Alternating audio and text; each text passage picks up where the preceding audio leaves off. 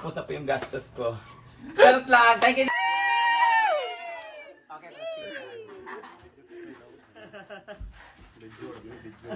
Ay! Tumantay! Hey! Patay na.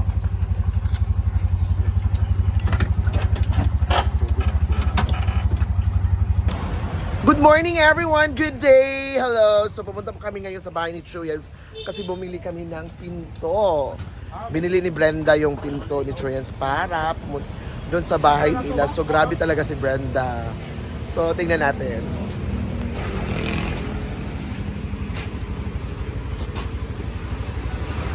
Ayan. Dito sa dapit na, dito sa dapit na.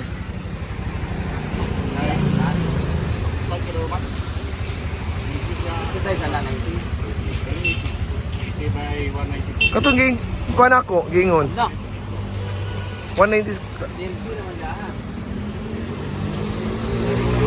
Ayan, so grabe.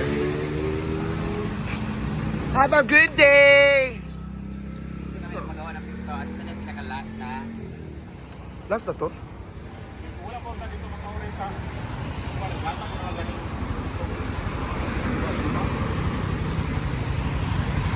Ah, okay na na. Bugat na, unsa ba?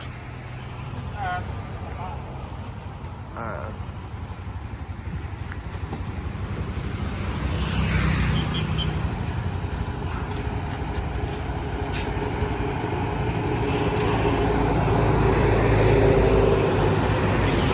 De, ano sa Rebi? Kay Parmana.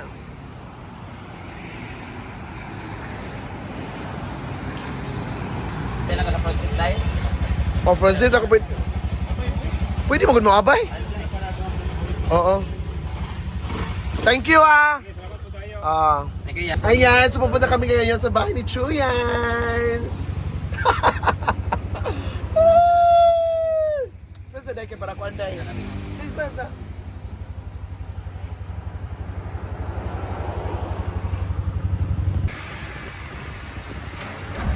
Ito yung simbahan namin.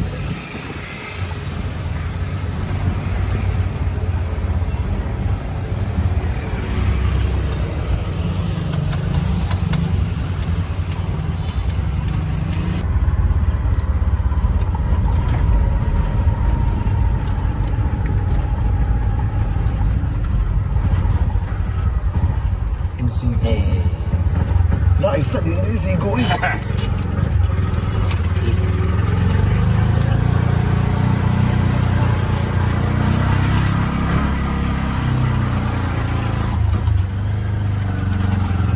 Ay!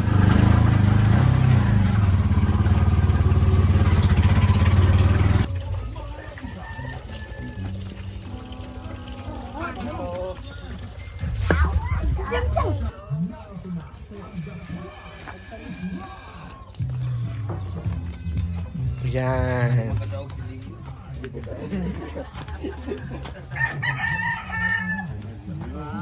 Wow, bongga!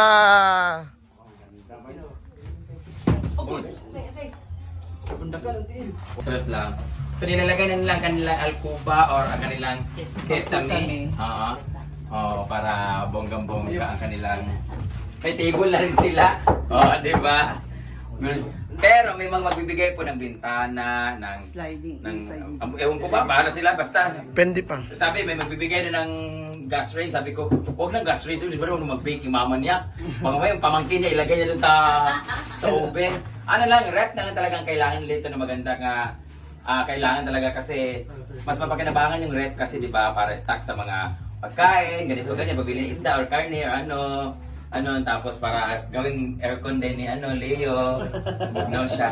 Tapos na rin yung CR, lahat-lahat. So meron na rin nag-sponsor ng para sa mga kitchen utensils.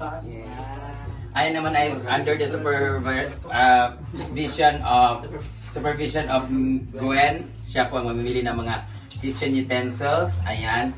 And Sa mga kortina naman, si Belmar naman ang bahala. So dapat dito kortina talaga na pag para pag masalibo or maulan, igagano na lang. Sa labas, trapal. Ah? Or trapal pa ganon. Bababa na Sa taas naman, yung dito tayo sa taas kasi may mag-sponsor yata ng blinds. Kawayan na blinds. So meron silang, di ba?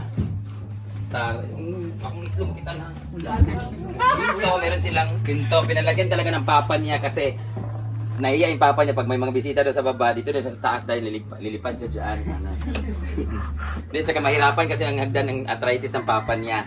So nilagyan na lang ganito para ganon-ganon si Lilia dito. Ang sa inyo kung ano. Tapos dito para madaling lumipad yung mama niya dito. Madaling lumipad. Tignan ng blinds. Para sila ng lulaw kasi lumilipad ng madaling araw. Ayan, ang ganda ng kwarto ni Leo! Bantay lang ka Leo ha.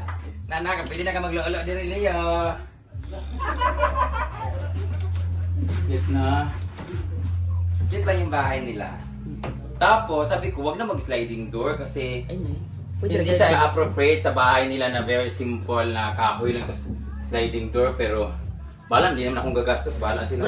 Pwede naman kasi kagaya sa bahay ko sa farm. Yung ganun lang ha. Tapos ganun. Pero si Mother Macy naman na mag-ano niyan eh. Dito naman yung kwarto na isa. Hay! Dawa ka putang ina mo! Putang ina mo! Nagulat. Kaya mo! Nagulat ako. Visit. Kaninong kwarto to, ma? Ka? Hindi mo. Uy, nga pala, sabi ni Mayoy Flores. Dadagan may daw online niya. Shop, yung mga sticker phone para sa Wala, Ang ina ko kinabahan ako. Akala ko talaga may mulot ko talaga. Gagawin po. So, sa lahat ng mga tumulong para mag-share. Sa lahat ng mga nagtatanong kung magkano daw ang bahay na to or na ano. Actually guys, I'm very happy. Nabanggit ko na to dun sa pag-ano ng bahay. I'm very happy kasi natapos itong bahay na to. And kahit pa paano, medyo akala ko hindi aabot ng 100,000 yung gastos nito. Mga estimated, mga 80 or ganyan-ganyan. So, may mga nagbigay. Nagbayad ako ng hardware kahapon. Fully paid na po yung hardware kahapon. Nabayaran ko na siya ng 116,000 po ang nabayaran ko sa hardware. Thank you so much RLC Hardware for sa pagpapautang. So lahat nabayaran ko na. Tapos, ang labor yata nila din. Naka-anim ba ako na 6 weeks ba to kuya? Parang pang 7 week ngayon. So sa 6 weeks nakabayad ako ng hindi pantay-pantay. May 8.5, may 12.5, may 11, may 10. Siguro na mga 60 plus ang nabayaran ko, almost 70. So, so ang tinakbo nito, nasasabi natin na all in all, mga 180,000 yung nagastos dito sa bahay na to. Ganito lang kasi doon, 180,000 pala, no?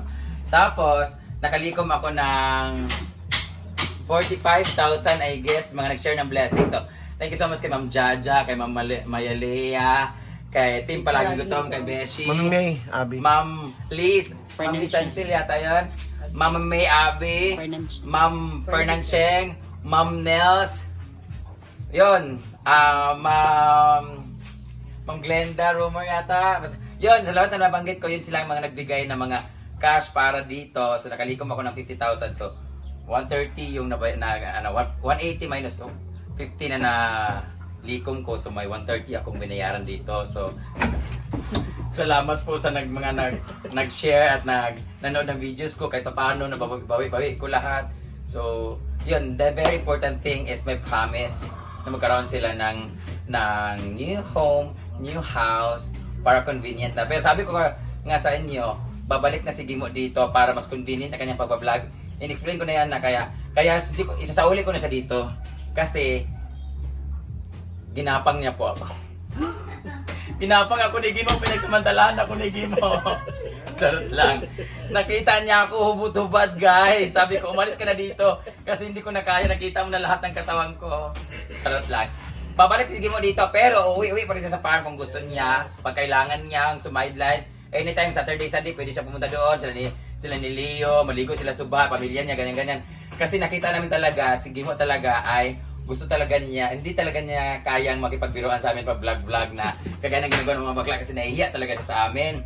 So pag umuwi siya dito sa kanila, galing sa school or pag free time niya, binibiro niya yung mga mama at papa niya, tapos mas malakas yung vlog niya, tapos nagawa niya yung gusto niya.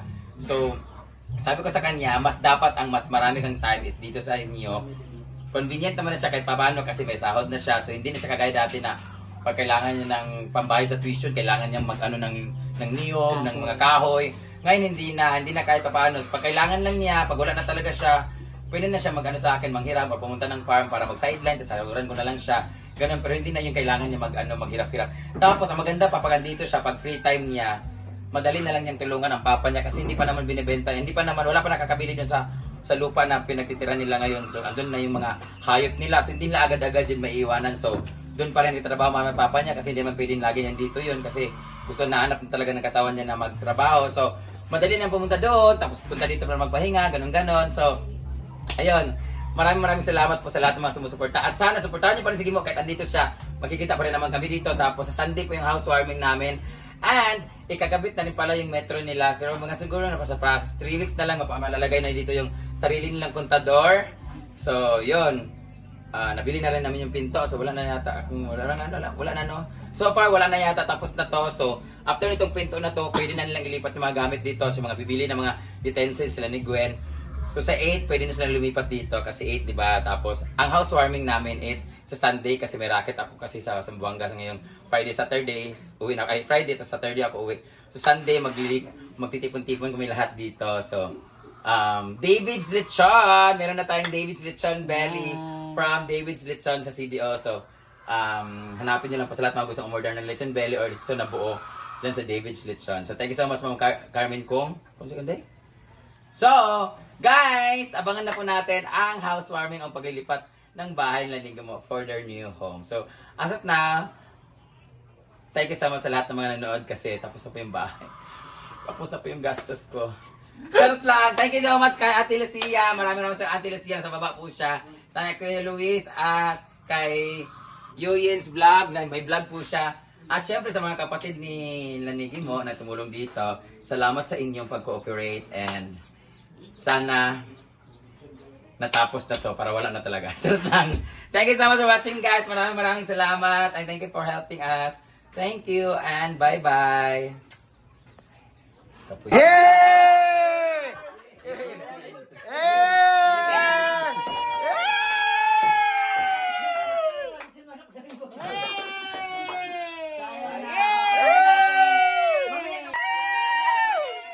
Okay,